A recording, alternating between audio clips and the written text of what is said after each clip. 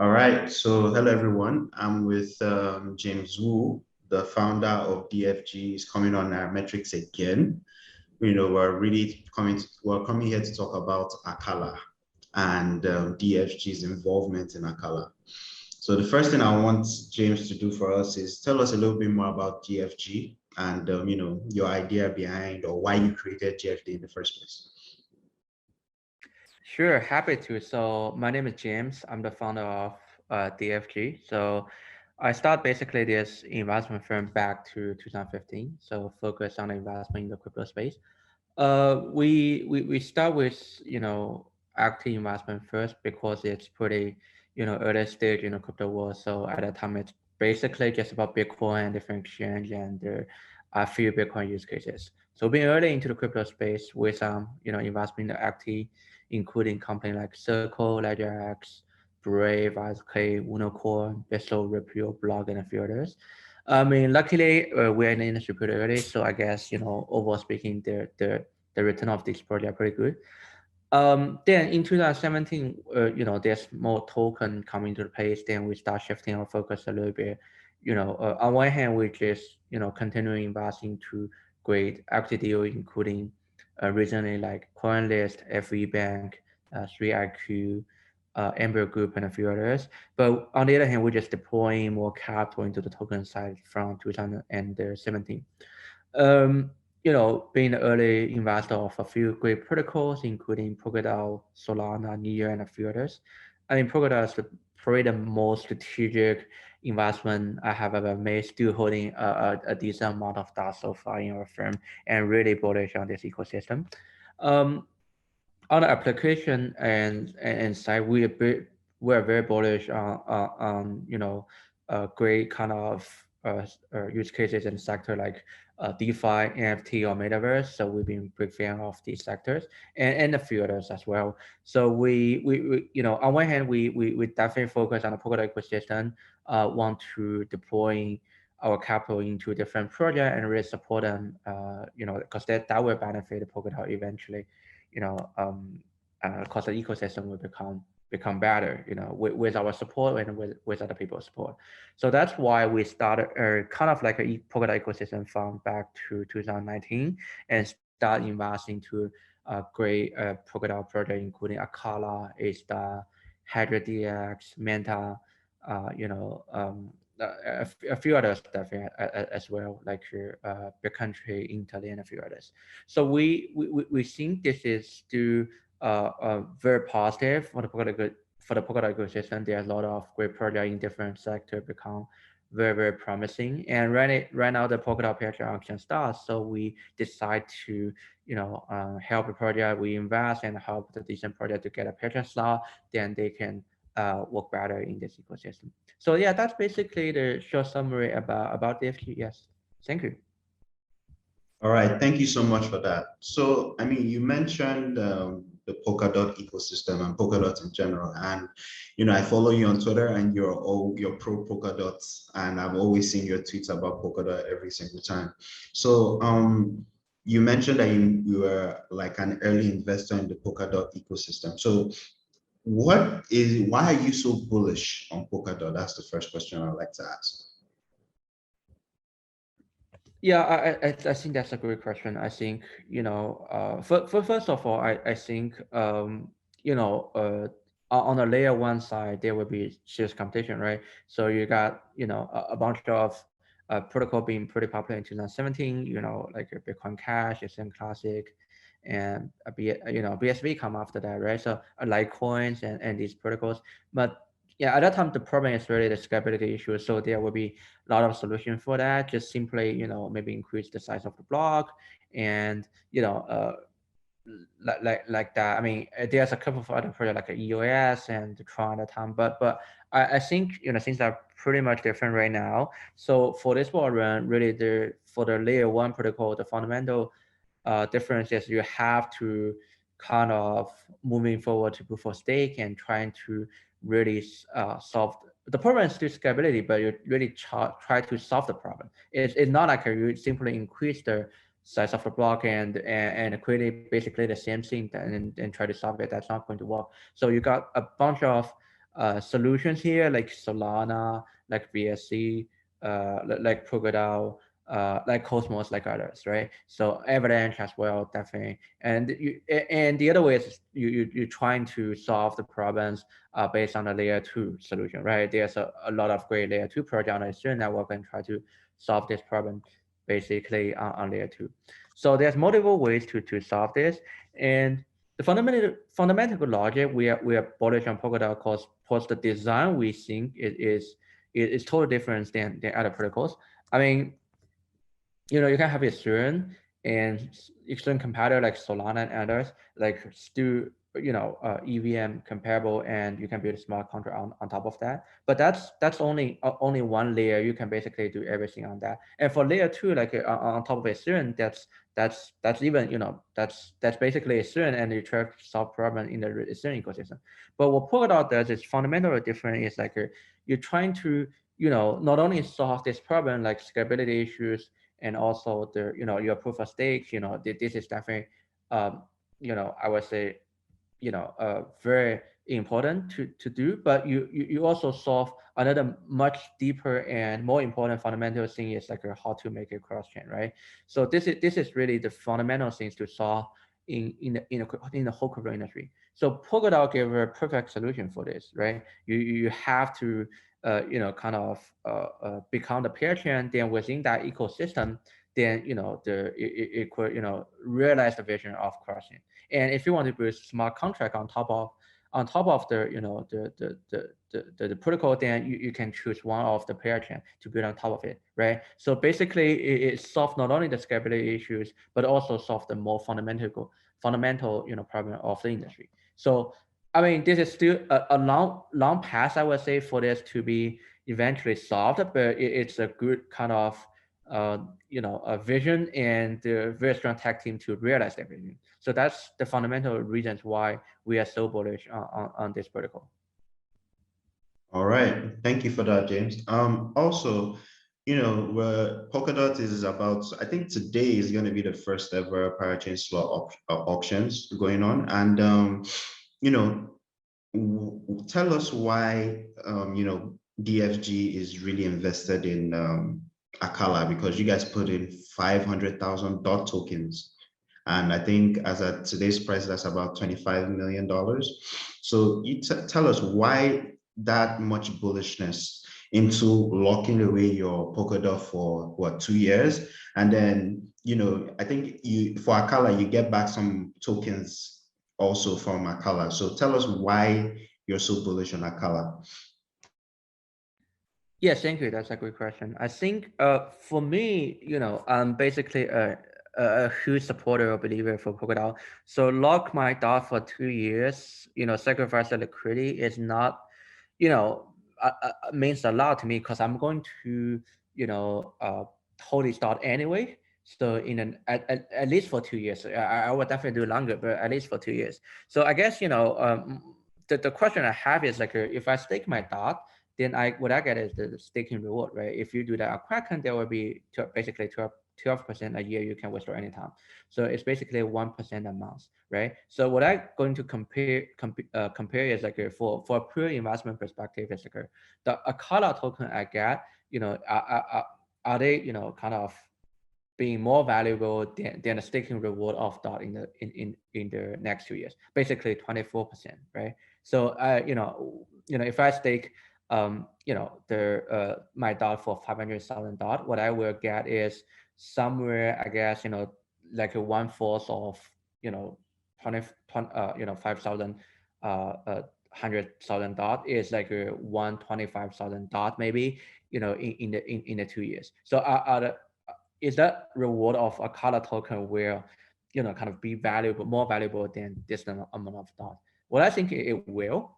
It will, and that's the from a purely investment perspective, I think that is the reason why I invest.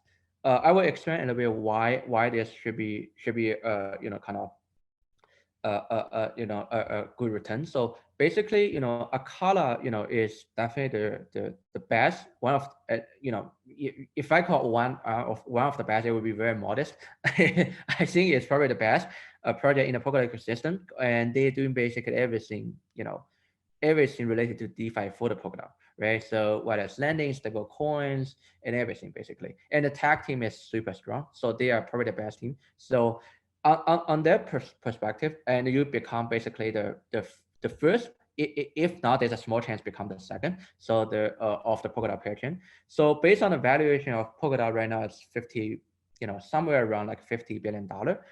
At least Acala, the valuation of the network, it should be somewhere like 10% to 20% of the valuation of Polkadot network, right? So if you are the first pair chain, if it's like a 5% or 3%, that doesn't make no sense. Just compare the valuation of maybe Uniswap or the top tier lending project like RV and MakerDAO and today's Ethereum network, right? So that's the fundamental logic. I mean, basically, and moreover, Acala combine all of these kind of functionality. So I think the valuation compared to Polkadot should be somewhere like a 10 to 20 at least.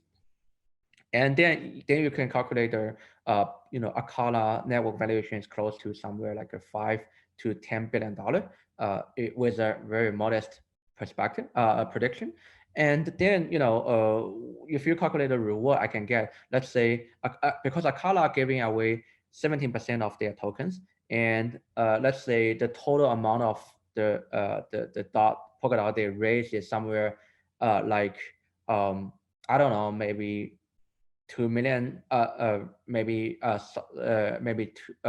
not 2 million, maybe 20 million dot or 30 million dot. Then with my position, I can get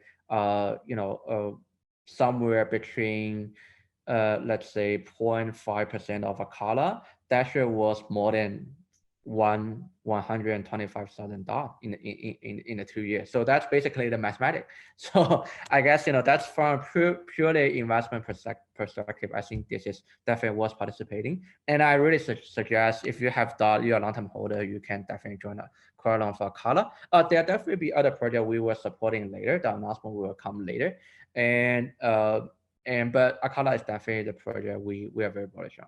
So moreover, to want to add one more point is, basically we think there's other reasons that we want to support the project, because we really want the project with real product to gain a presence slot in the Polkadot ecosystem. So that means you have more solid project and product under become a pair chain, and then the cross-chain functionality on the Polkadot, may work pretty well between the decent product and people can use it. So what I will do is really supporting the project with real product and help them to get a pension slot. Maybe I'm not a I cannot I just one contributor, but my vision is to help them to get a pension slot. So what I would say here, with this kind of rare product on the Polkadot ecosystem being pretty well, it will benefit the kind of the Polkadot network eventually. So the value of the network will go up a lot. That's really the thing we want to see. That's probably another reason why we want to really support a decent team in a Polkadot pair chain auction. So that's from a purely investment return perspective, or from a much bigger vision of Polkadot ecosystem overall. I think they're basically definitely move ask me to support the Acala pair chain auction, and in the future there will be definitely others as well. So that's my answer to the question, and thanks. All right, thank you for that. So you just mentioned now that you guys are also going to be looking at other projects that are planning to launch on the Polkadot ecosystem. Can you give us some projects right now that DFG is currently looking at investing into? Yeah, sure. I guess there's a couple of interesting projects. I mean, moving definitely they are pretty good as well. Even comparable.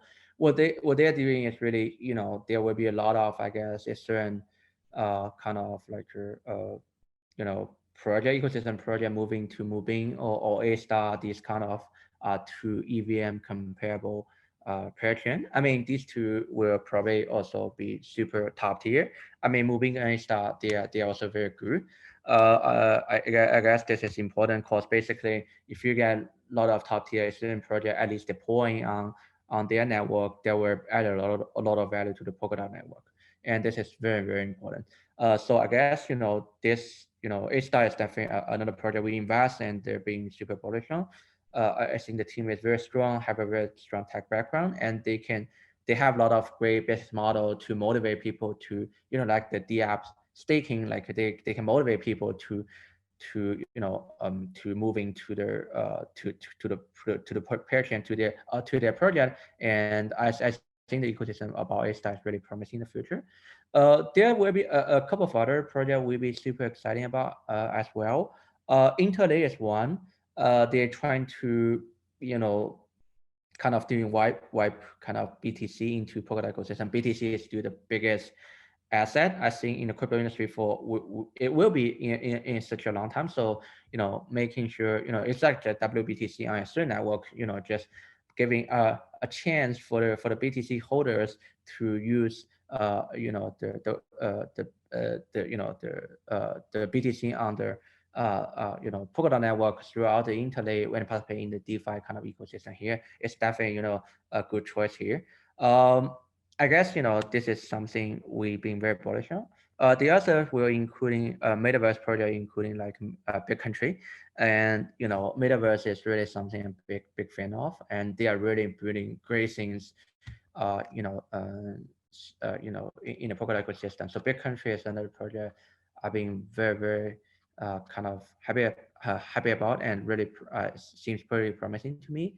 There will be a few others like LedgerX, Mentas, and there will be a few others project we were supporting project auction, and we being pretty bullish on. So the announcement will, come up later once we make the contribution to the kernel. All right. So thank you for that, James. Final question for you before I let you go is the whole concept of a metaverse, right? So a lot of people, especially since Facebook announced that they're going to change their name to Beta, everybody has been wondering, what they believe the metaverse is, or what they think the metaverse is, or how bullish they are on what the metaverse is. So I know this project Sandbox, I've had, Binance, the Wakeovers twins buy digital land on it. So I wanted to get your own take. Why are you bullish on the metaverse? Because you just mentioned that you're bullish on it. So why are you bullish? Yeah, sure. Great question. I think this is, once talk about Metaverse first, it will be hard for people who haven't used the product to believe this is really something you would do, right? So people will start thinking about, oh, living the real life. Why should I use the product there, right? So, but I think it really defined the way of people to live in the future. So basically, just imagine.